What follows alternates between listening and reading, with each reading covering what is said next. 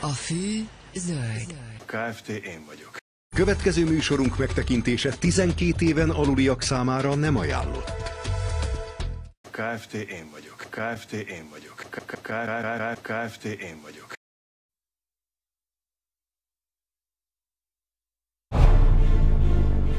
Hát ez meg mi?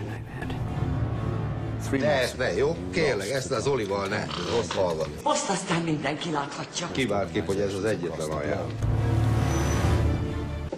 Szerintem engem vártok. Elhallgass, te Na szóval, gyerekek, a lényeg. Nekem elég egy 60%-os többség, ti pedig továbbra is osztozhattok a maga.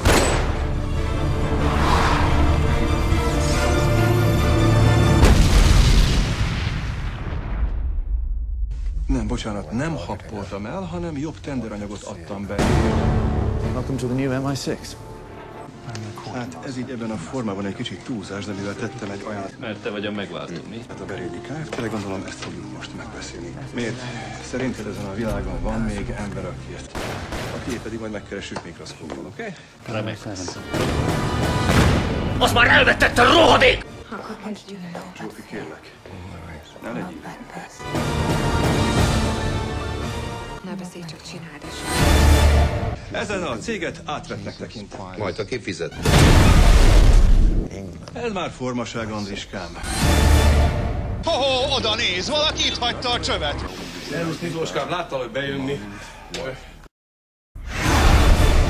Ugye, veled lehet tárgyalni a takarításról. Ja, arról is. Ugyanis a Kft. Én vagyok.